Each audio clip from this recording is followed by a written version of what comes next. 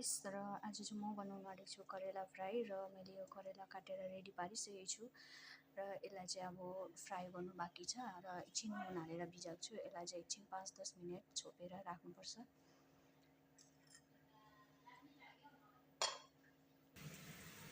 So guys, मैले चाहिँ यो करेला रेडी पारिसकेको छु हो, निचोरेर। अब यसमा चाहिँ मैले बेसन हाल्छु।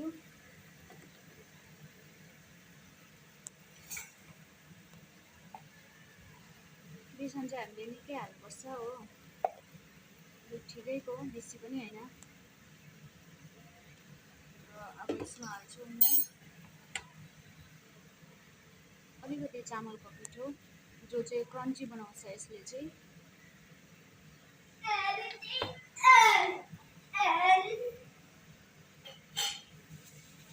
अलिकति हुचिन हाल्छु हो।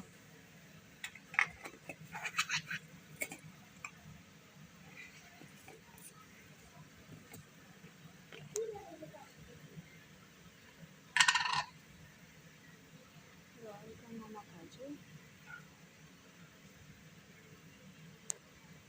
किनभने अघि पनि हालेको थियो र मैले कम्ती हाल्दैछु अहिले चाहिँ नुन। अन्त अलिकति हल्दी, र यो चाहिँ काश्मिरी लाल मिर्च हो, चाहिँ अलिक कलर राम्रो आउनुको लागि हालेको। अन्त लास्टमा चाहिँ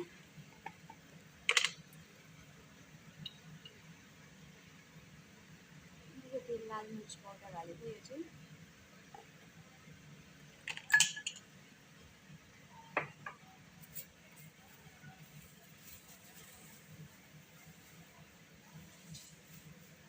र अब म चाहिँ यसलाई मिक्स गर्न आँटेको छु हो। ग्लोभ्स लगाइसकेको छु, मैले धुइ पनि सकेँ हो, किनभने यो चाहिँ बजारबाट किनेर ल्याउँछ र मैला हुन्छ, त्यही लागि चाहिँ धुनुपर्छ।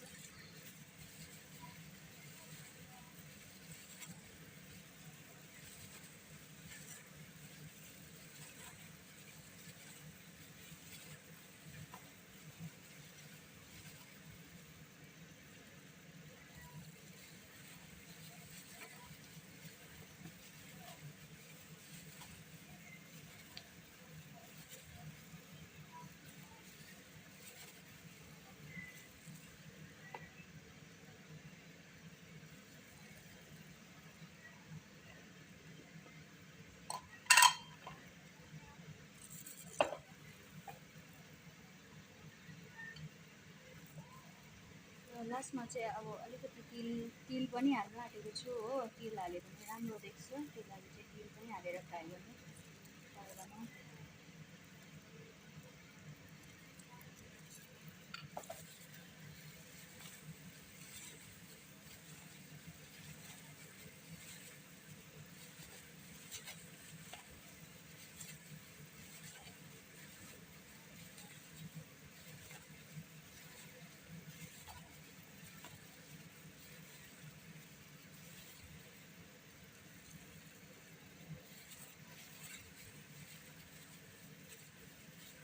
चाहिँ यहाँ करेला रेडी भइसकेको छ। अब यसलाई एकछिन राख्नुपर्छ हो, 5 मिनट जस्तो। त्यस बादमा यसलाई चाहिँ फ्राई गर्ने। हेर्नुहोस् गाइस, यो हामीले यो करेला फ्राई गर्न आँटेको छ हो। अब यो भइसक्यो, मेरो अलमोस्ट रेडी भइसक्यो करेला चाहिँ हो। अब म चाहिँ यसलाई अब तेलमा फ्राई गर्न आँटेको छु।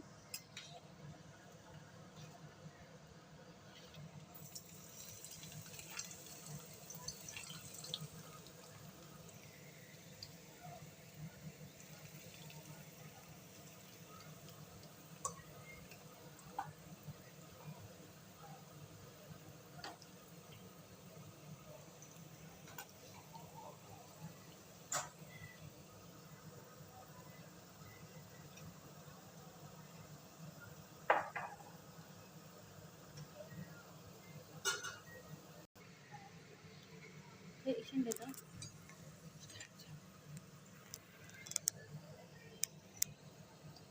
हेर्नुहोस् गाइस, हाम्रो चाहिँ यो करेला फ्राई भइसकेको छ हो। अब यसलाई चाहिँ निकाल्न आँटेको छु म।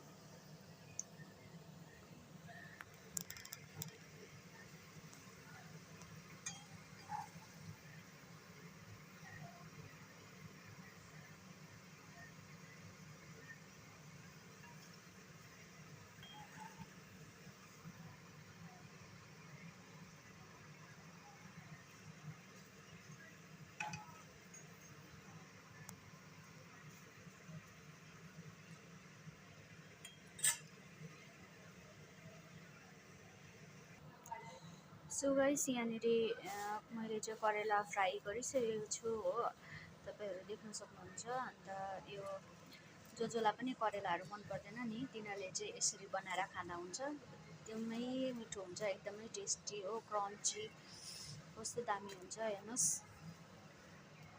यस्तो पाराले बनाउनुपर्छ, मिठो हुन्छ। र तपाईँहरूलाई चाहिँ मेरो यो भिडियो राम्रो लाग्यो भने चाहिँ सेयर, कमेन्ट र लाइक गरिदिनुहोस्। Thank you so much.